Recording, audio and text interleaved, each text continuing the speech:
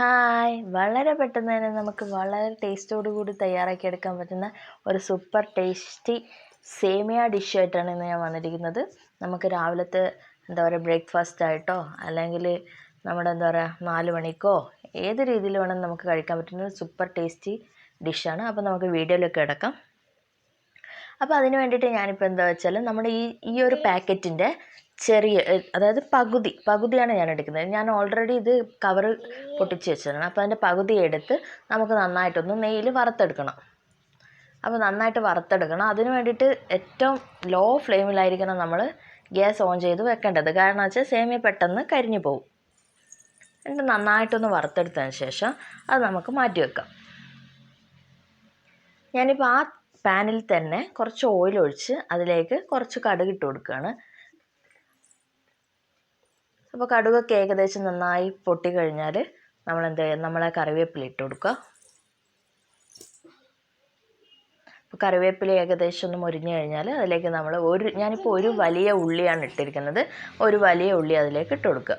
അപ്പോൾ ഉള്ളി നന്നായിട്ട് മൂത്ത് വരട്ടെ. അപ്പോഴേക്കും നമുക്ക് എന്ത് ചെയ്യാം, ഒന്ന് പോയിട്ട് എൻ്റെ ചാനൽ ഒന്ന് സബ്സ്ക്രൈബ് ചെയ്തേക്കണേ.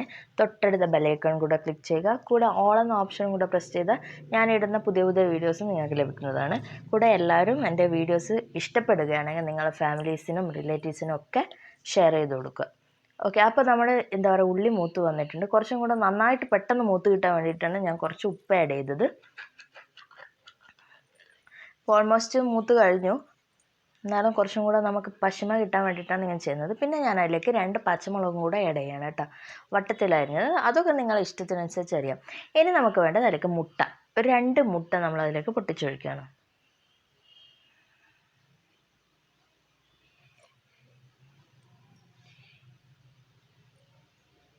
ഇപ്പോൾ 2 മുട്ടയും കൂടെ പൊട്ടിച്ചൊഴിച്ച് ഇനി നന്നായിട്ടൊന്ന് ഫ്ലെയിം ഇപ്പം ഞാൻ മീഡിയത്തിലാക്കിയിട്ടുണ്ട് കേട്ടോ. അപ്പോൾ നന്നായിട്ടൊന്ന് നമ്മൾ ഇളക്കിയെടുക്കുക.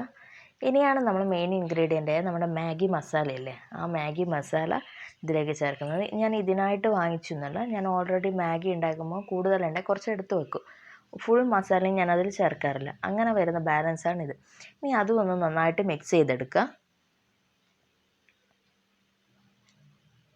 ഇനി നമുക്ക് വറുത്ത് വെച്ചിരിക്കുന്ന നമ്മൾ സേമിയ ഇല്ലേ, ആ സേമിയ അതിലേക്ക് ആഡ് ചെയ്ത് കൊടുക്കുക.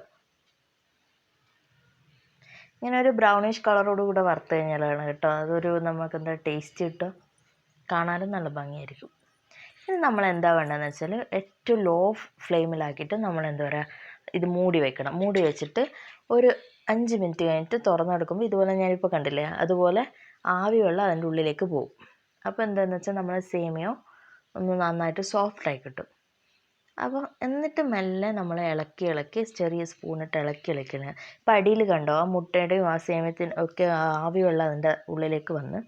അപ്പോൾ ഇനി നന്നായിട്ട് ഇളക്കിയെടുത്ത് ഇങ്ങനെയൊക്കെ മിക്സായി കിട്ടിയിട്ടുണ്ട്. ഇനി കുറച്ചും കൂടെ ടൈം ഇതുപോലെ നമുക്ക് വേവിച്ചെടുക്കാം. ഞാൻ എക്സ്ട്രാ വെള്ളമൊന്നും ഇതിലേക്ക് ആഡ് ചെയ്യുന്നില്ല. കാരണം വെച്ചാൽ ഇതിൻ്റെ ആവി വെള്ളം ഇങ്ങനെ കിട്ടിയിട്ടാണ് ഞാനിത് വേവിച്ചെടുക്കുന്നത്. അതിൻ്റെ ടേസ്റ്റ് വേറെ തന്നെയായിരിക്കും. എന്തായാലും നമ്മൾ ഹൈ ഫ്ലെയിമും മീഡിയം ഫ്ലെയിമല്ല, ലോ ഫ്ലെയിമിലിട്ട് ഇങ്ങനെ വേവിച്ചെടുക്കുകയാണെങ്കിൽ നമുക്ക് ആ ആവി വെള്ളം കണ്ടോ, ആ ആവി വെള്ളം എന്തായാലും കിട്ടും. ഇനി നമുക്കൊന്ന് ഡ്രൈ ആയി കിട്ടാൻ വേണ്ടിയിട്ട്, ഏകദേശം വെന്ത് വരുമ്പോൾ ഡ്രൈ ആയി കിട്ടാൻ വേണ്ടിയിട്ട് ഒരു മീഡിയം ടു ഹൈ ഫ്ലെയിമിൽ നമുക്ക് ഇട്ടിട്ട് പെട്ടെന്ന് ചിക്കി എടുക്കുക. അപ്പോൾ എൻ്റെ സേമിയ ഇപ്പോൾ ഏകദേശം ഇവിടെ വെന്ത് കഴിഞ്ഞിട്ടുണ്ട്. നന്നായിട്ടൊന്ന് സ്പൂൺ വെച്ചൊന്ന് സ്പ്രെഡ് ചെയ്ത് കൊടുക്കുക. എന്തെങ്കിലും വെള്ളം ഉണ്ടെങ്കിൽ അത് ഒബ്സർവ് ചെയ്യാൻ വേണ്ടിയിട്ട്. അപ്പോൾ എന്നിട്ട് നമുക്ക് അതിലേക്ക് എന്താ വേണ്ടത് വെച്ചാൽ നമ്മൾ സാധാരണ വെളിച്ചെണ്ണ, ഒരു ഇച്ചിരി വെളിച്ചെണ്ണ അതിൻ്റെ മേലേക്ക് ഒഴിച്ചു കൊടുക്കുക. പിന്നെ നമുക്ക് വേണ്ടതെന്ന് വെച്ചാൽ 1/2 ടേബിൾ സ്പൂൺ നമ്മുടെ സാധാരണ നാരങ്ങ നീരില്ല, ചെറുനാരങ്ങ നീര്, അതും കൂടെ ആഡ് ചെയ്ത് കൊടുക്കുക. എന്നിട്ടൊന്ന് മിക്സ് ചെയ്തെടുക്കുക. നമ്മുടെ സേമിയ ഓൾറെഡി ഇവിടെ റെഡി ആയിട്ടുണ്ട്. ഇപ്പോൾ ഫ്ലെയിം ഓഫ് ചെയ്ത് കൊടുക്കുക. നമുക്ക് നന്നായിട്ട് വെന്തിട്ടുണ്ട്, എന്നാൽ തന്നെ സേമിയ ഒന്നും പൊട്ടിപ്പോയിട്ടുമില്ല. അതാണ് ഇതിൻ്റെ ഒരു കറക്റ്റ് പരുവം. നല്ല ടേസ്റ്റ് ആയിരിക്കും. ഞാൻ ഒന്ന് ഡെക്കറേറ്റ് ചെയ്യാൻ വേണ്ടിയിട്ട് കുറച്ച് നമ്മൾ കറിവേപ്പിലൊക്കെ അതിൻ്റെ മേലെ ഇട്ട് കൊടുത്തിട്ടുണ്ട്. അപ്പോൾ നമ്മുടെ രുചിയേറുന്ന ഈ വിഭവം ഇവിടെ റെഡി ആയിട്ടുണ്ട്. നിങ്ങൾക്ക് ചായയുടെ കൂടെയോ എന്തിൻ്റെ കൂടെ വേണമെങ്കിലും സൂപ്പറായിട്ട് കഴിക്കാൻ പറ്റുന്ന ഒരു ഈസി റെസിപ്പിയാണ്. Okay, bye.